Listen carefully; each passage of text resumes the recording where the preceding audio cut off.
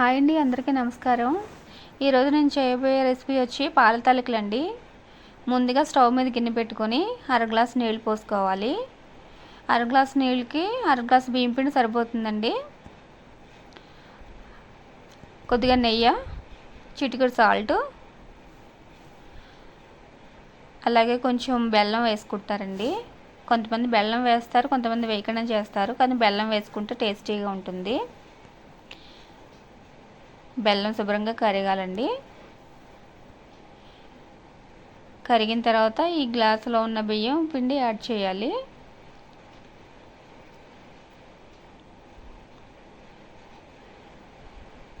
ఉండలు లేకుండా జాగ్రత్తగా సిమ్లో పెట్టుకొని కలపాలండి. కలిపిన తర్వాత చల్లారిన తర్వాత ఒక పళ్ళెంలో తీసుకొని చపాతీ ముద్దలా ఒత్తుకోవాలి. నా పేరు వచ్చి రమా అండి. నేను యూట్యూబ్ ఛానల్ ఈరోజు కొత్తగా స్టార్ట్ చేశాను. మీ అందరి ఆదరాభిమానాలు ఉంటాయని మేము నమ్ముతున్నాము. మన ఛానల్ పేరు వచ్చి రమాస్ లిటిల్ వరల్డ్ అండి. చపాతీ ముద్దలా ఇలా ఒత్తుకున్న తర్వాత కొంచెం పొడిపిండి వేసుకోవాలి పక్కన. కొంతమంది నెయ్యితో అన్న ఒత్తుతారండి. నేను బియ్యం పిండితో ఒత్తుదామని చేస్తున్నాను. కొంచెం మాటలు తడబడుతున్నాయి, ఏమనుకోవద్దండి, ఫస్ట్ టైం కదా. దాని తర్వాత కొంచెం రైస్ పౌడర్ వేసుకొని చేతికి అంటుకోకుండా కొంచెం పిండి చేతిలో వేసుకొని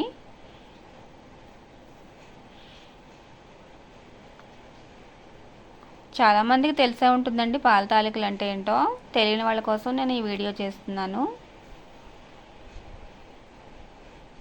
కొంచెం పిండి తీసుకొని పిండి ముద్ద కూడా కొంచెం చేతిలో పెట్టుకొని నేను చేసే విధంగా చేయాలండి.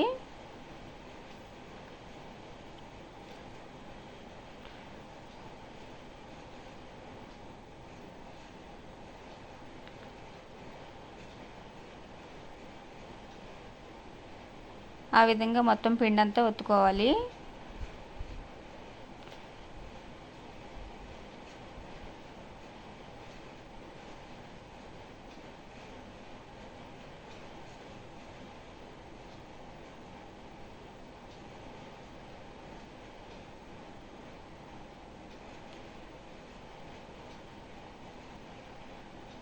ఈ పాల తాలికలు వచ్చి బియ్యం పిండితోనే చేసుకుంటారండి. మైదా గోధుమ పిండితో కూడా చేస్తారండి కొంతమంది.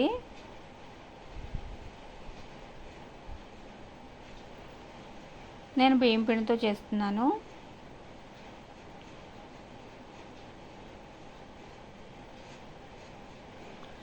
తర్వాత స్టవ్ మీద గిన్నె పెట్టుకొని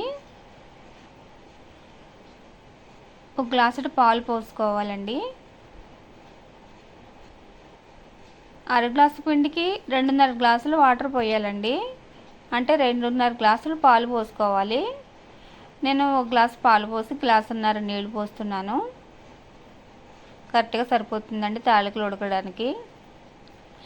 అర గ్లాసు పిండికి అర గ్లాసు బెల్లం పోస్తున్నానండి. కొంచెం యాలకులు,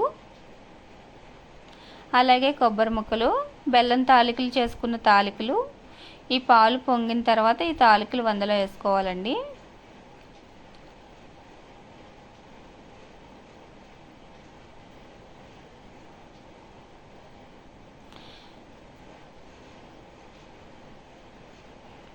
అడుగంటకుండా కొంచెం తిప్పుకుంటూ ఉండాలి, సిమ్లో పెట్టుకోవాలి, పొంగిపోతుందండి. లేతే ఒక 10-15 నిమిషాల పాటు ఉడికించాలండి. కొంచెం చిక్కబడుతుంది. వేడి మీద ఉండగా పలచగానే ఉంటుందండి. చల్లారిన తర్వాత చిక్కబడిపోతుంది. ఈ బెల్లం తాలికలు చాలా టేస్టీగా ఉంటాయండి. ఈరోజు ఏకాదశి కదా, అందుకని నేను బెల్లం తాలికలు వండాను. ఏకాదశి శుభాకాంక్షలు అండి అందరికీ. స్వీట్ సరిపోయిందో లేదో చూసుకోండి. అంతే అండి. ఇప్పుడు చూడడానికి కొంచెం పలుచగా ఉన్నా కానీ చల్లారిన తర్వాత చిక్కబడిపోతుందండి. ఈ రెసిపీ మీకు కనుక నచ్చితే లైక్ చేయండి.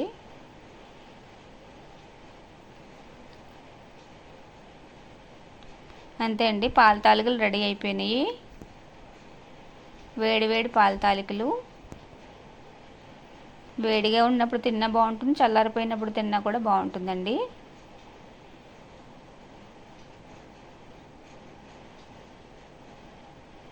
ఓకే అండి, బాయ్ బాయ్.